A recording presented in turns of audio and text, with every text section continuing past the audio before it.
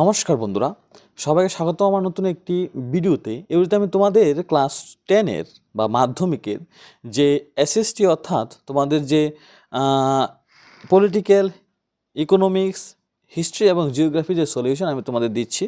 আগের ভিডিওতে আমি তোমাদের ইকোনমিক্সের সলিউশন দিয়েছি, তো এখানে তোমাদের আমি দেব পল সায়েন্স অর্থাৎ রাষ্ট্রবিজ্ঞানের সলিউশন। ঠিক আছে, তো দেরি না করে ভিডিওটা শুরু করি। চ্যানেলটাকে সাবস্ক্রাইব করে দাও, ঠিক আছে, আর ভিডিওটাকে অবশ্যই লাইক দিয়ে দাও। তো সঠিক উত্তর যেগুলির আনসার তোমাদের দেওয়া রয়েছে, ঠিক আছে, অবশ্যই তোমাদের যে পিডিএফ রয়েছে পিডিএফে আনসারগুলি দেওয়া রয়েছে, তো আমি এগুলো ডিসকাস করছি না। ঠিক আছে, তোমরা এগুলি দেখে নিও, তোমরা অবশ্যই পারবে এগুলি। হ্যাঁ, তো আমি আগে ডাইরেক্ট যাচ্ছি যে এগুলি দেওয়া হয়নি। ঠিক আছে, তো 1 নম্বর 2-এর মান, ঠিক আছে, ক্ষমতার অংশীদারিত্ব কাম্য কেন? আনসারগুলি তোমরা অবশ্যই স্ক্রিনশট দেবে। হ্যাঁ, যুক্তরাষ্ট্রীয় কাঠামোয় ক্ষমতার বিভাজন কিভাবে সম্ভব? ক্ষমতার স্বতন্ত্রীকরণ বলতে কী বুঝো? যুক্তরাষ্ট্রীয় ব্যবস্থার কয়েকটি বৈশিষ্ট্য উল্লেখ করো। স্থানীয় প্রশাসনের দুটি সুবিধা উল্লেখ করো। ঠিক আছে, নেক্সট, যুক্তরাষ্ট্রীয় ব্যবস্থার সাফল্যের পেছনে ভারত সরকার কি গৃহীত দুটি নীতি উল্লেখ করো।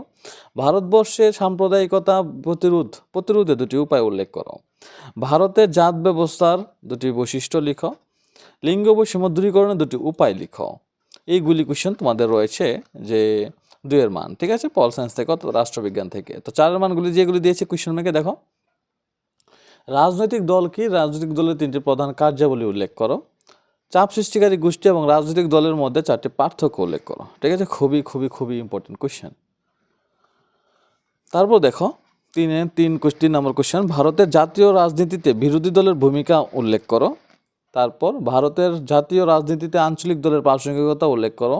ঠিক আছে, তো এই কোয়েশ্চেনগুলি থাকছে তোমাদের যে পল সায়েন্স অর্থাৎ রাষ্ট্রবিজ্ঞানে। তো রাষ্ট্রবিজ্ঞানের ভিডিওটা এতটুকু পর্যন্ত। নমস্কার এবং ধন্যবাদ সবাইকে।